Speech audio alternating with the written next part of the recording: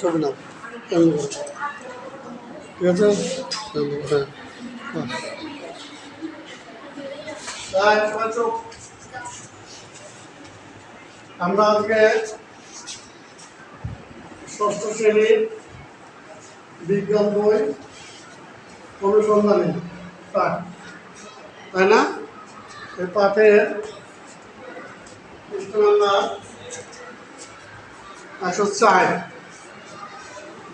এই পৃষ্ঠাটা বলবো।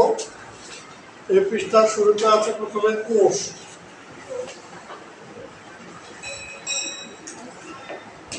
কোষ আছে। আমি কালকে শিখেছিলাম কোষ কাকে বলে।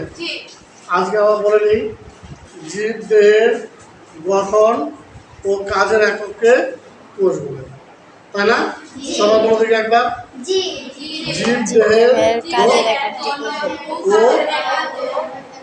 এককে কোষ বলে। কোষ বলে। তাহলে এখন আমরা একটা কোষ দেখি কিরকম। তোমরা আবার কোষটা বুঝে নাও। যেমন মনে করছে বিল্ডিংটা দেওয়ার সময়, ভালো বলছে, বিল্ডিংটা দেওয়ার সময় প্রথমে একটা ইট দিছিল না, তারপর একটা ইট দিছে না, তারপর একটা ইট দিছে না, তারপর বিল্ডিংটা করছে না। আমরা যখন প্রথম জন্ম নিই তখন একটা মাত্র কোষ দিয়ে জন্ম নিয়েছিলাম, একটা মাত্র কোষ দিয়ে জন্ম নিয়েছিলাম। ওই কোষটা বাড়তে বাড়তে বাড়তে বাড়তে আমরা এত বড় হয়ে গেছি। কোষটা আমরা আমাদের সময় একভাবে আঁকতে শিখছিলাম, আর তোমাদের বই এখন খুব সহজ করেছে কোষটা। এটা একটা কোষ বলে দিচ্ছে, এটা একটু মোটা করে দিচ্ছে তোমাদের বইয়ে।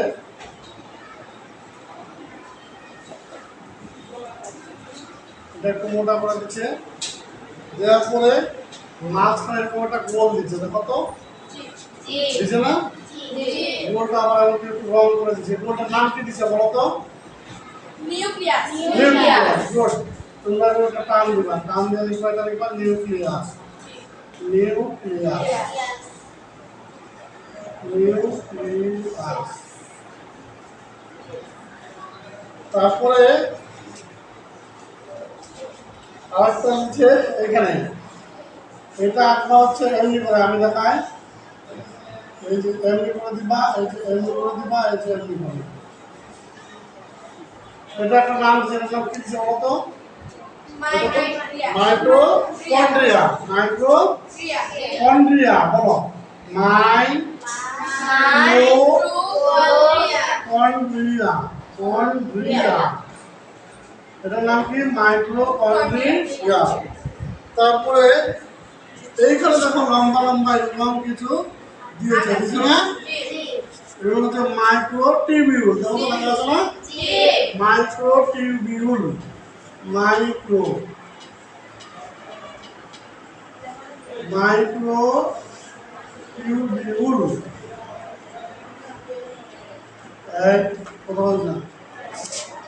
তারপরে দেখবা এরকম ফোটা ফোটা দিচ্ছে, কিছু বড় বড় ফোটা ফোটা। কি নাম দিচ্ছে এগুলা? লাইসোজোম নাম দিচ্ছে মনে হয়, দেখো তো। রাইবোজোম, রাইবোজোম, রাইবোজোম বা সম্বোধন দিল হবে। তারপরে এরপরে এখানে এরকম অসংখ্য ছোট ছোট জেলির মতো, জেলি মানে বুঝবো না তোমার মনে হয়। জেলি দেখছো কোথাও? জেলি, জেলি কি দেখছো? মুখে বা চুলে যে জেলি দেওয়া হয়, জেলি, জেল, জেল, ওই জেলির মতো অংশ, এটাকে বলা হয় সাইটোপ্লাজম। এটাকে কি বলা হবে? সাইটোপ্লাজম। সাইটোপ্লাজম, এটাকে বলা হয় সাইটোপ্লাজম। আর একটা মনে হয় মাত্র বাকি আছে, জায়গায় জায়গায় এরকম একটু ছোট গোল দেওয়া আছে না? এইগুলোর নাম হচ্ছে কোষ লম্ব। আরেকটা কি আছে? কোষ ঝিল্লি, কোষ গহ্বর, গহ্বর, গ উচ্চারণ কিন্তু। আর এটার নাম হচ্ছে কোষ ঝিল্লি, কোষ ঝিল্লি। তাহলে একটি প্রাণী কোষ। চিত্র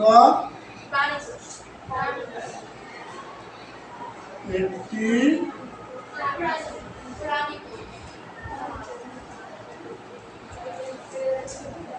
প্রাণী কোষ।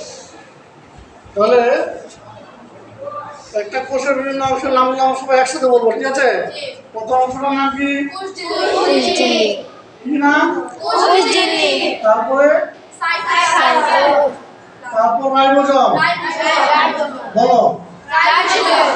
নিউক্লিয়াস, নিউক্লিয়াস, মাইটোকন্ড্রিয়া,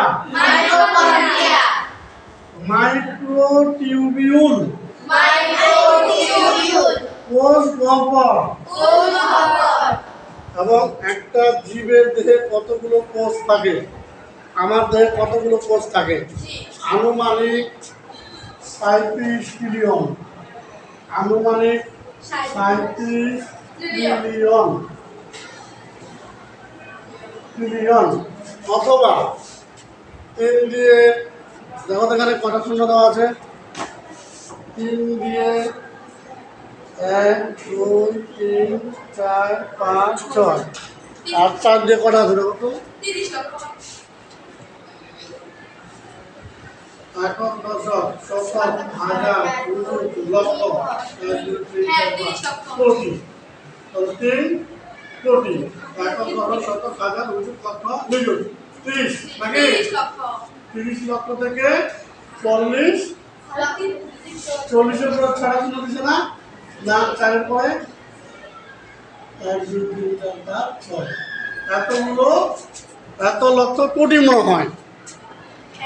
এত কোটি, এত কোটি,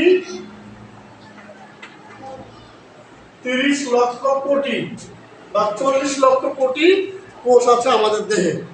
তার মানে এটুকু কাটলেই কয়েক লক্ষ কোষ পাবো আমরা, এতটুকু অল্প কাটলেই। তাহলে আজকের পড়াশোনা আমাদের কোষ কাকে বলে, জীবদেহের গঠন ও কাজের পক্ষে কোষ বলে। এরপরে একটি কোষের বিভিন্ন অংশের নাম, এই যে কোষ ঝিল্লি, cytoplasm, ribosome, nucleus, mitochondria, microtubule, কোষ গহ্বর। তারপর হচ্ছে একটা কোষ কীভাবে আঁকবো, আগামীকালকে পড়া হচ্ছে এটা, না দেখে আঁকতে দিব কোষ কাকে বলে।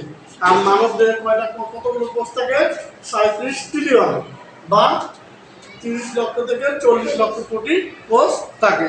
ধন্যবাদ আজকে। আসসালামু আলাইকুম।